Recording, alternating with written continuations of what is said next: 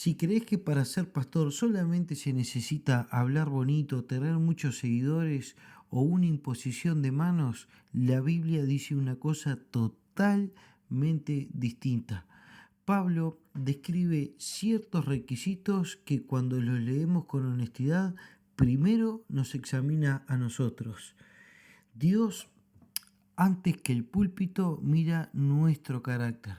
Y quiero compartir en el siguiente video una reflexión sobre los requisitos del pastorado. Bueno, mis queridos hermanos, hoy nos toca compartir unos versículos realmente lindos. Y el apóstol Pablo ya arranca fuerte porque él va a dar los requisitos para los pastores y bueno, después da los requisitos para los diáconos y unas instrucciones más. Y yo quiero poner énfasis en algo, que el apóstol Pablo da unos ciertos requisitos para ser pastor y para ser diácono también, pero él no da estos requisitos como si fuese una receta de cocina.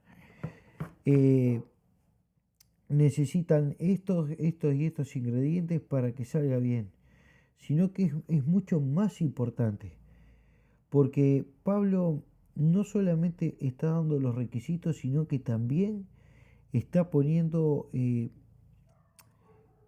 claro cómo debe ser el verdadero pastor. Y yo me apoyé, como siempre lo digo, en el comentario bíblico de A.T. Robertson para, para estos versículos. Y cada palabra, hermanos, realmente que el apóstol Pablo toca, realmente es espectacular. Ya desde el versículo 1.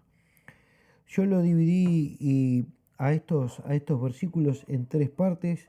La primera parte, que es la que vamos a ver ahora, la parte del deseo, un deseo genuino, sin avaricia, un deseo que, que no tiene maldad. Después vamos a ver lo que conlleva el deseo, cómo debe de llevarse a cabo ese anhelo, las características morales que debe tener y por último la prueba del fuego del carácter.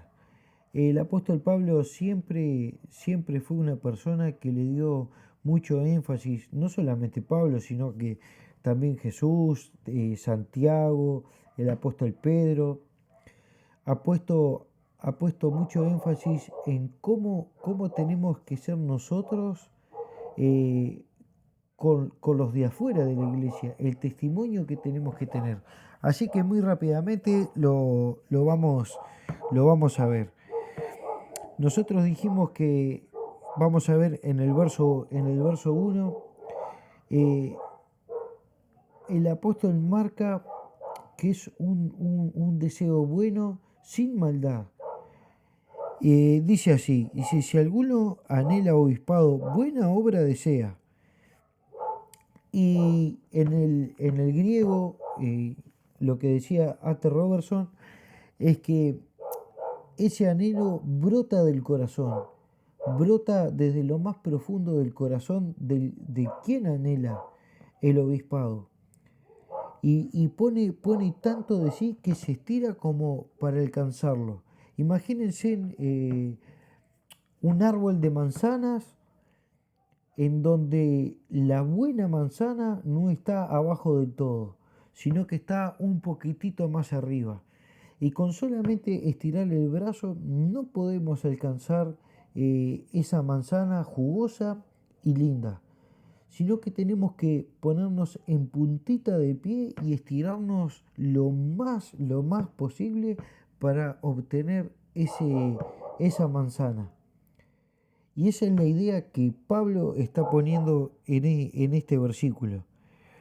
Después, el apóstol Pablo utiliza esa palabra obispo, que en aquella época eh, daba la idea de un supervisor. Y acá quiero hacer el primer paréntesis, porque nosotros hemos escuchado muchas veces al pastor, a nuestro pastor, a Héctor, que dice que el pastor no es el dueño de la iglesia. Y justamente da la idea de que el pastor tiene que ser un supervisor. Siempre que tocamos estos temas, a mí se me viene a la mente el oikosnomos, el mayordomo que estaba a cargo de la casa, que parecía el dueño, pero no era el dueño. Y todo aquel que anhela el obispado, que anhela el pastorado, tiene que tener en cuenta de que él está administrando la casa de Dios. Él no es el dueño, sino que es un supervisor, que él va a orquestar la iglesia para que funcione bien, pero en ningún momento es el dueño de la iglesia. Y eso nosotros lo tenemos que saber y lo tenemos que grabarnos a fuego, eso en nuestra mente. Que el pastor, el obispo, no es más que un buen administrador, que un buen supervisor, que empuja al equipo hacia adelante, siempre, y no golpea, como dice Héctor, como dice el pastor, no golpea los puños en la mesa diciendo acá se hace lo que yo digo. Y eso lo vamos a ver más adelante. Pasamos al verso 2, dice, es pues necesario que el obispo sea irreprensible. Y yo quiero que tachen, no, que subrayen esa palabra necesario. ¿Por qué? Porque muchas veces quieren los pastores cumplir dos o tres requisitos de estos adjetivos que Pablo utiliza aquí, que ya le digo, son 14 adjetivos que Pablo maneja, eh, que definen el carácter del pastor. Y muchas veces los pastores modernos quieren cumplir dos o tres características y el resto no. Y el apóstol dice, es necesario que el obispo sea irreprensible y ahí arranca con, con toda la lista. Esa palabra irreprensible es un hombre de una sola pieza, un hombre sin doblez, un hombre realmente íntegro que los demás no le puedan tender una treta por sus acciones hacia afuera. Todos sabemos que el mundo, el enemigo, siempre va a querer agarrarnos de algo, pero que nuestra vida sea consecuente a la palabra de Dios. Esa es la idea de que el apóstol Pablo está plasmando en este lugar. Marido de una sola mujer, esto no necesita mucha explicación, pero sí que ese hombre tiene que ser fiel, no solamente físicamente en cuanto a la sexualidad, sino que tiene que ser fiel mentalmente, de corazón. Mientras leía esto se me venía a la mente el versículo que el mismo Pablo dice, hombres, amad a vuestras mujeres como Cristo amó a la iglesia y la sigue amando. No es amarla a nuestra esposa de la boca para afuera, porque nosotros, si somos sinceros, ¿cuántas veces la iglesia le falló al Señor y le sigue fallando? Y sin embargo, este, el Señor nos sigue amando de la misma manera, más allá, más allá de lo que le pueda llegar a ser la iglesia. Y continúa, sobrio, que no se deja llevar por emociones. Esa palabra de sobriedad da la idea de que no se deja llevar por ninguna emoción externa, que no se deja influenciar por las cosas que le puedan decir, sino que él tiene la capacidad de discernir lo que está bien. Prudente, dice sobrio, prudente, con con los pies en la tierra. No va a ser algo que lo saque de eje, sino que él va a estar pensando en cómo tiene que dirigirse en la casa de Dios. No va a ser algo que lo pueda sacar de balance. Ejemplo práctico, pongamos algo cotidiano y algo bastante actual. Imagínense que el que pretende ser pastor tiene que empezar a visitar a los hermanos. Y él dice, en el ómnibus me quita mucho tiempo, yo necesito un auto. Y se mete en una cuota, en una cuenta con el auto, pero después lo termina asfixiando. Eso no es ser una persona prudente. Él no está siendo prudente con su vida. Después dice ordenado. Y esta palabra me llamó la atención porque es la palabra cosmion. Y da la idea del cosmos, el mismo universo ordenado y funcionando bien, que tiene que tener una conducta decorosa, estructurada, responsable y organizada. Y nosotros muchas veces hacemos agua en este sentido. No somos tan ordenados o aparentamos ser ordenados afuera y en casa tenemos todo desordenado, no lavamos los platos, no lavamos la ropa, no barremos los pisos, no tenemos nuestra vida ordenada. Y eso no es lo que el apóstol Pablo eh, está exigiendo, sino que seamos justamente ordenados. Hospedador, esto es que no sea indiferente, que sea inclusivo y que no solamente trate bien a los de su círculo íntimo. Después sigue apto para enseñar. Y aquí tenemos que hacer eh, una pausa porque el pastor siempre nos dice que justamente el pastor, el maestro, tiene que tener esa aptitud de enseñar. Y para enseñar no solamente tenemos que tener la aptitud para nosotros volcarle el conocimiento hacia los demás, sino que tenemos que tener la aptitud para querer seguir aprendiendo y comunicar bien lo que nosotros aprendemos para que los demás lo puedan entender. Y a mí hay algo que dice Héctor que siempre lo tengo en la mente, en mi memoria, es que uno cuando comunica bien, cuando enseña bien, lo puede entender desde un niño de 5 años hasta alguien de la facultad. Que nosotros podamos tener esa virtud al hablar o poner ejemplos, lo que sea, pero que se pueda entender. Y esto no es algo menor.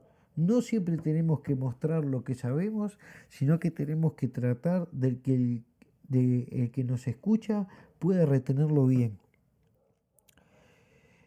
Sigue, dice, no dado al vino, no pendenciero, y aquí va una cosa de la otra. Que no se deje influenciar por ninguna cosa que le pueda llegar o que le sirva para aliviar el estrés, que le pueda servir para quitarse el peso de la responsabilidad que tiene ahora como líder. La idea del griego es aquel que está siempre con la botella al lado de su silla, de su asiento, y no se puede despegar de ella. Y justamente si lo llevamos a la época moderna, ustedes imagínense que un pastor no pueda salir de la barra del bar porque no quiere o atender a los hermanos o quiere liberarse del estrés que le causa la obra. Y ya ahí hay un problema porque la obra no debería de causarnos estrés porque deberíamos dejar todo en las manos del Señor. Eh, no pendenciero, esta es una palabra que me llamó la atención y que, les soy sincero hermanos, no la tenía en mi vocabulario por su significado correcto. ¿Y qué quiere decir? Bueno, justamente que no sea pendenciero es que no quiera solucionar todo a los golpes o gritando, que no trate de reñir con los demás, que no sea justamente autoritario, no codicioso de ganancias deshonestas. eh, También Héctor, voy a ponerlo otra vez como ejemplo. Siempre dice que los pastores tienen eh, un mal común, que son las polleras, la plata y los aplausos, ¿verdad? Ese orgullo que justamente el apóstol Pablo va a hablar más adelante. Y siempre el pastor no puede estar pensando en el diezmo, en la ofrenda, en cuántas personas van a entrar en la iglesia, porque justamente eso lo traducen en dinero y no debe ser así el pastor. El apóstol Pablo mismo decía, yo sé vivir con lo poco y con lo mucho. Y no debe ser así.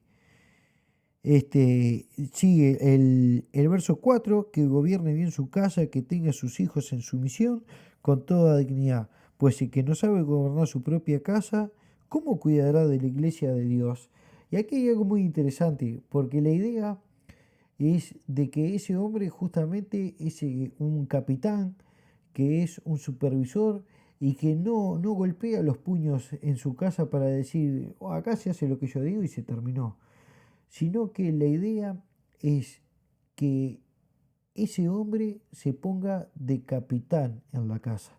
Y el capitán no manda, sino que empuja con su ejemplo a que todos puedan seguirlo, a que todos puedan seguirlo, no para él sentirse más importante, sino para ir a un destino en común. Y un hombre de Dios tiene que tener a la familia siempre unida con el objetivo de seguir a Cristo, organizarla bien, tenemos que ir a la iglesia, tenemos que orar, tenemos que leer la Biblia, tenemos que estar en comunión, tiene que sentarse con la esposa y decir, bueno, tenemos este proyecto, aquel otro proyecto, tenemos que arreglar tal cosa, ¿qué te parece si destinamos un dinerito para otra? Y así tiene que ser. Y así tiene que ser el pastor también en la iglesia. Y aquí se viene el plato fuerte.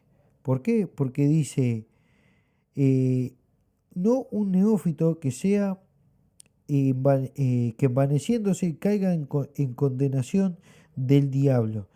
Esa palabra neófito es recién plantado. Imagínense ustedes una mudita, un almácigo de plantita de tomate o de lechuga. Y el que ha hecho algún trasplante alguna vez sabe que si esa mudita de tomate o lechuga la pone en el sol, se va a marchitar y muy probablemente que se muera. O si la deja a la intemperie en un viento muy recio, esa plantita se va a terminar destruyendo. Y Pablo dice, bueno, que el que esté queriendo el obispado, que no sea alguien recién plantado. ¿Por qué? Porque se puede marear justamente con los aplausos.